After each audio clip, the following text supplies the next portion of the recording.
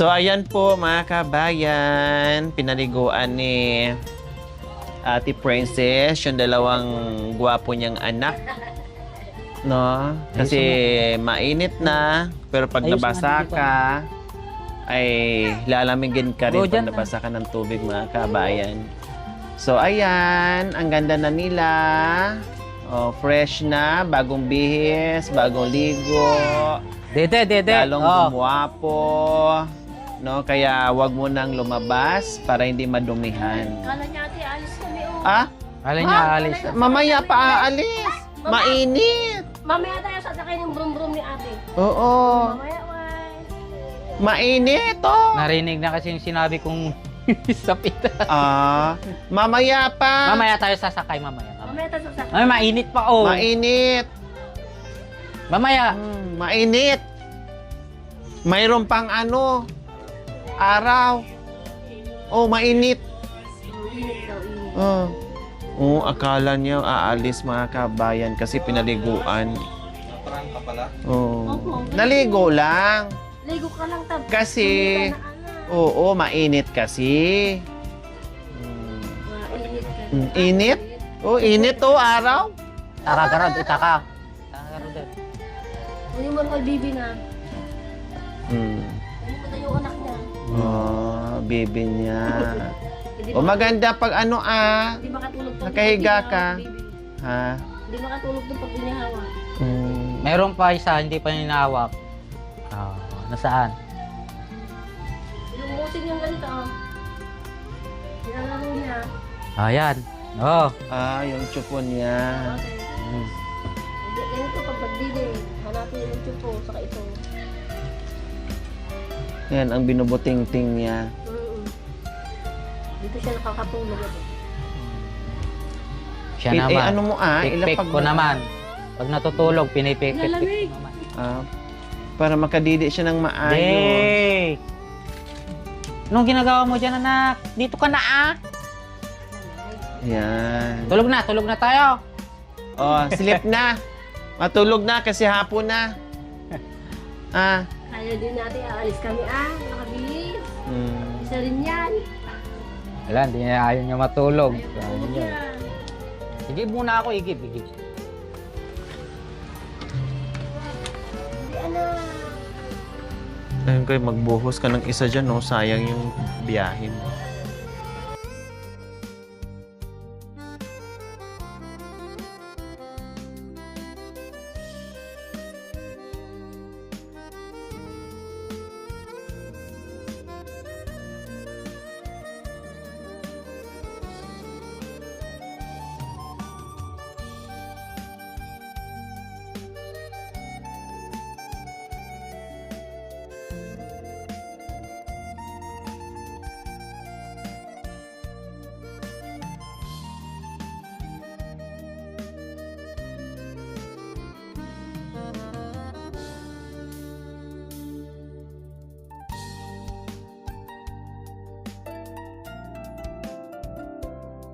So, ayan po mga kabayan, si Kuya Jerome, no, nagsasaling ng tubig dahil wala silang sariling tubig dito mga kabayan. Meron kailang naputulan sa panahon pa na ang tatay niya nakatira dito mga kabayan. Ang laki daw ng babayaran nila. Sabi ko, suggest ko ay magpalagay na lang sila ng sarili nilang pangalan, panibagong linya ng tubig po mga kabayan na under po sa pangalan nila, no? Kasi namatay na po yung tatay nila, hindi na nabayaran po mga kabayan. So, sa pangalan lang po nila, pwede naman ganun. Kaya ngayon, magigib muna si Kuya Jerome, buti lang kahit papaano, may libres lang igiban dyan mga kabayan. No? Marami naman silang pundo, nasa Wilkins, no? Opo. Marami silang pundo na tubig mga kabayan. Kailang tuwing ni Kuya Jerome, hindi na siya nag-aantay na maubusan siya. Sama ako, Kuya Jerome, ha? Opo, sige. Para alam ko, dyan ako uupo sa mo. Para alam ko kung saan ka nag-iigib. Dito muna kami, ha? So, samahan ko ngayon si Kuya Jerome, mga kabayan. Kung saan siya nag-iigib. Buti na kahit papaano ay may libreng tubig. At kasama Wala ko po. ngayon si Coco Martin.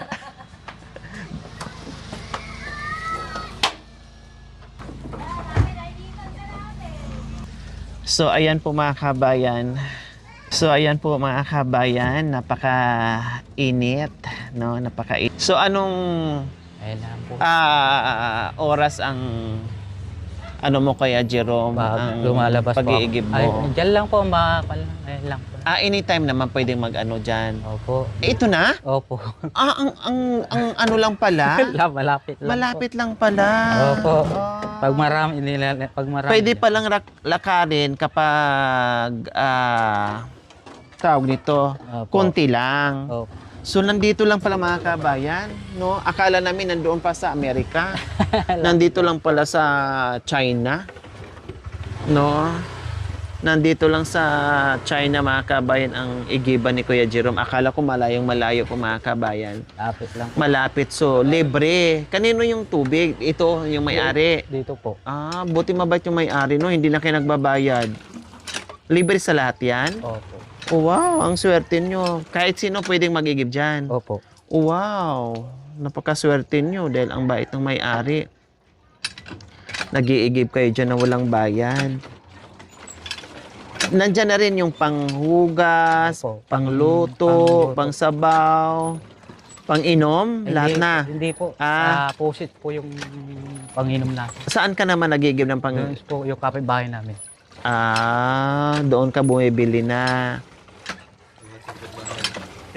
Dito lang kayo nalilibre. Ang linaw ng tubig. Opo. Bakit hindi pwedeng inumin? Pwede Pwede naman na naman po. inom niyan. Pwede po ito. Pwede rin po. Kasi ang linaw, oh. Unless lang kung walang unless lang kung may kalawang. 'Di ba? Pero ang linaw naman ng tubig. Wala bang amoy? Wala. Wala. Wala amoy kalawang, ganon? Wala. Kundi pwedeng inumin yan. Pwedeng inumin. Kailan doon sa mga bata, Hindi po pwedeng mga bata. pakuluin. Opo. No? Magpakulo ng tubig. Para kahit papaano, mainom kasi nagdididi sila di ba? Opo. Kahit summer na summer po mga kabayan, pero yung buga ng tubig ay wagas. No? Napaka-lakas ng tubig po mga kabayan na lumalabas. Siguro ang lalim ng pinanggalingan yan. Oops.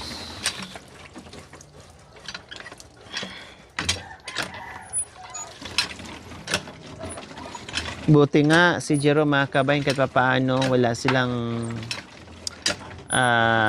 linya ng tubig, ay malapit yung iniigiban niya. Hindi tulad sa mga kapatid nating Aitas mga kabayan sa kabundukan na Diyos ko, ilang kilometro pa, ilang meters pa ang lalakbayin nila para makaigib lang sila. Dito sa kanya, kahit papaano, ilang hakbang lang. Opo. Pwede nga lakarin, kailang gumagamit siya ng pedal dahil marami yung bit-bit niya mga kabayan. Swerte pa rin kasi yung igiban nila ay malapit. Ipag-pray natin Kuya Jerome na magkaroon kayo ng linya ng tubig or magkaroon kayo ng gripo ha. Gagamit kayo ng panibagong pangalan kasi magbabayad ka ng penalty hindi naman kayo ang gumagamit nun. Siyempre, yung dating nakatira sa bahay nyo o yung tatay mo or yung biyanan mo. Opo. Mas mainam ay kukuha or ipangalan nyo na lang sa nagbabayad po rin inyo. yan. Ako rin nagbabayad yung mga tubig. Noon. Kaya lang, sobrang laki na. Sobrang laki na po. Ilang Doon na po taon ako na. Doon na po ako nahihirapan. Hindi ka pagod. Ano pa rin na? Opo. Pero kayo na ang nakatira dyan sa bahay, pinamana na sa inyo, dapat sa pangalan na lang ng ano mo. Pangalan mo na lang kasi patay naman na yung biyanan mo, di ba? O, yun na lang gagawin mo. Patay na yung biyanan mo. Mag-apply kayo ng panibago sa pangalan mo na lang. Opo.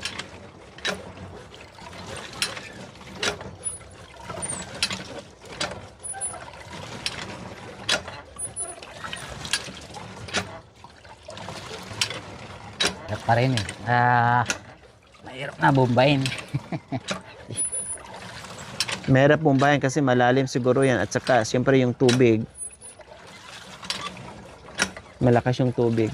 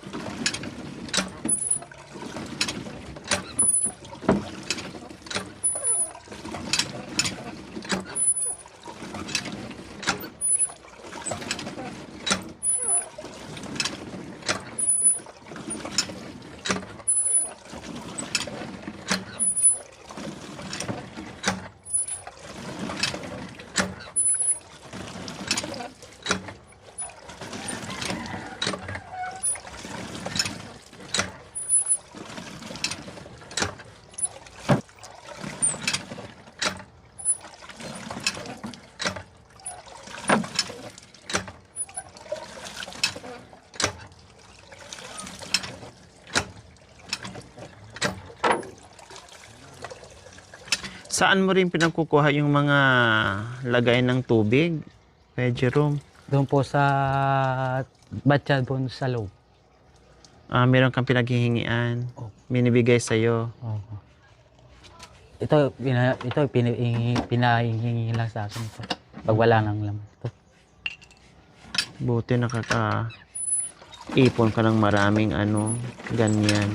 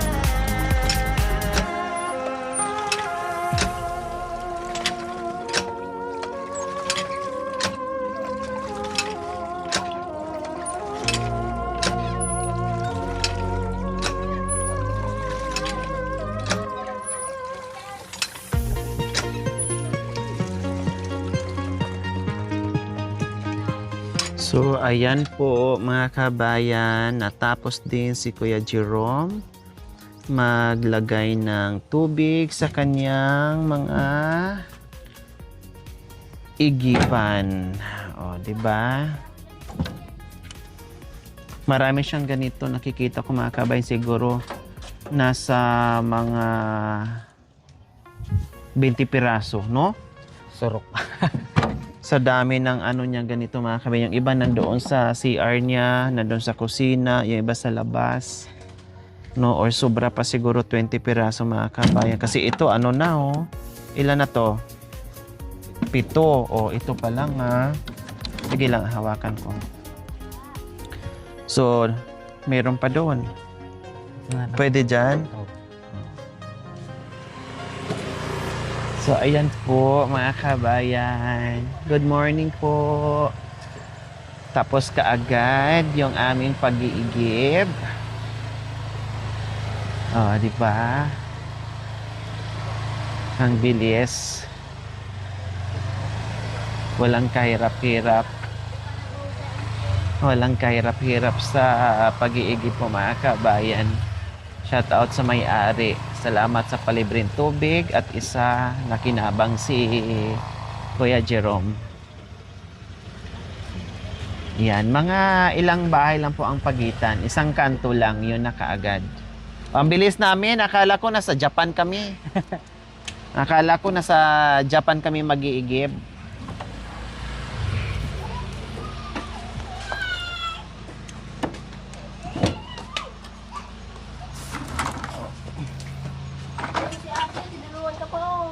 No, syempre. Ay, Oo, okay lang. Sanay ako mag-igib.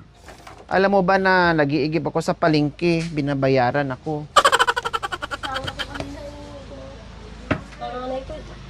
Meron po kwan. Ha? Oh, sabi ko sa'yo, bantayan mo eh. Dapat ano, lagi kang, yung mga matitigas na bagay, kailangan lagi nakatago, dedikado. Ibuti dyan. Ay, Diyos ko, apo. Kaya. Pero nagwawalis naman. Ang bait naman niya mga kabayan. Bumawi. Ayan o, nagwawalis. Pero tinusok niya yung ading niya. Tinusok to yung gunting girl shower agad na yan. Gunting, kutsilyo. Itago mo yung mga kutsilyo, gunting, yung mga matitigas na nakakatusok or nakakasugat. Itago mo ha, mga tinidor, kutsara. Kasi hindi niya alam yung ginagawa niya. Kaya nga, delikado. Kaya pala nagwalis, bumawi siguro sa'yo. Dahil alam niya, mapagalitan siya ng papa niya. Nagwalis na lang, kunwari, nagbait-baitan siya. Oh, tinan mo, oh. Very good. Oh. Ito na lahat ng mga ko, sirang na. Sinitaga ko lang. Po. Kasi ano lang, na ano lang talaga ako, kung ilang piraso. Ay lang po. Oh, bilangin mo nga, Kuya Jerome. Sige nga, kung abot pa 20, tama ba yung tansya ko? 5, 6, 7, 8, 9, 10, 11, 12. Oh, 12 na. 13, 14, 15, 16, 17, 18, 19, 20. O, 20 pa lang, nandiyan na. O, yung nandoon, ilan? 22, 23, 24, 25, 26, 27, 28, 29, 30, 31, 32, 33, 34. 34. Oh, grabe nung dami, no? Wala Ang naman dami. yung isa, walang laman. 35 na daw. O, pang 35 yung isa na Oh. walang laman. Opo. O, see? Grabe mga kabayan. Ang dami. Oh. Mali pala yung tansya ko mga kabayan. Hindi lang pala 20 pirasong galon ng Wilkins po mga kabayan na pinag-iigiban ni Kuya Jerome. Oh, matinag O, ko diba? Sana sa mga sponsor, natulungan kami na magkaroon kami sa sariling tubig para din po mahirapan niya sa ako ng igib. Layo po, mainit pa. Sa pinanakbay niya, ay nainitan. Sumasakit po ang kanyang ulo. Pag nag-igib siya ng tubig, lalong-lalo pa ako. Pag ako nagpo ng tubig, nahirapan din po ako. Sumusumpong po yung hika ko. Gusto ko po sana magkaroon kami ng sariling tubig. Yun lang po ang aking hinihiling sa inyo, mga sponsor kong mabubuting sponsor sa inyo. So, mga magkano kaya, Ate Princess, yung pakabit ng tubig sa sariling pangalan nyo na, kumbaga? Sa kwan po siguro ate, mga nasa kwan siguro, higit 3,000 lang siguro yun. Kasi nung nagpakabit yung father ko, nasa 3,200 daw yung binayaran 3,200. ko. Opo. Pero kailan yon? Anong taon yon? Matagal na. Tagal na po. Matagal. So, ang ginastos ng tatay nyo ay 3,200. Opo. So, ngayon siguro, mga more or less nasa 4,000 na or 5,000. Siguro po, ate. So, nasa 5,000 na, mga ganon. So, ayan po ang kahilingan ni Ate Princess na sana ay magkaroon sila ng sariling tubig just in case na maubusan habang nasa trabaho ang kanyang mister dahil nagpapadyak araw-araw po mga kabayan. Tapos sila dito, alam naman natin na merong autism na anak si Ate Princess, no, na talagang kunting lingat lang ay marami nang nagagawa dahil merong siyang bunsong anak na minsan ay kinakarate niya, no, nilalaro niya yung ano ba, yung para sa nakakatandang kapatid sa kuya niya ay laro lang pero hindi niya alam ay nakakasakit na pala siya sa kapatid niya mga kabayan. Kanina nasaksihan ko ilang beses at kanina nga pagdating namin galing sa Igiban ay merong kunting dugo sa Dito, noon. noo, no, na gunting, no, may kunting sugat po sa noo mga kabayan dahil nalingat lang ng kunti ay yun na. Marami nang nangyayari sa kanilang magkakapatid po mga kabayan. Kaya isa din po yon, hindi makaigib-igib si Ate Princess ng malayo kasi hinihika ang kalaban, lamig, pagod at init po mga kabayan. Kaya sana ay kahilingan ni Ate Princess maibalik or magpakabit, no, makabitan muli sila ng tubig po mga kabayan. Pero sabi ko nga mas mainam, suggest ko ay mas mainam na mas makamura ng konti kung sariling pangalan nila ang gagamitin sa papapagabit muli. Kasi kung bayaran nila yung dating iniwan ng papa nila mga kabayan na namatay na, no, super laki, more or less 7,000 daw, no, ang babayaran. So malaki-laki po yon. Unlike kung magpakabit ka ng panibago, makamura ka plus pangalan na nila. Kaysa na yung under pa rin doon sa father nila na namatay ay mahirap, no? Mahirap po mga kabayan kasi patay na yon. So mas mainam magpakabit sila ng panibago sa pangalan po nila. So ayan po mga kabayan, malay natin, pag-pray natin Ate Princess na maibigay yung kahilingan na makabitan kayo. Nagagastos tayo more or less na sa 5,000 kasi matagal na panahon na pala yun na 3,200. In 19 ano pa yon? Before pandemic ba? Opo. Oh, matagal na panahon na. So ayan po mga kabayan, ganyan ang buhay nila dito ni Ate Princess and Kuya Jerk.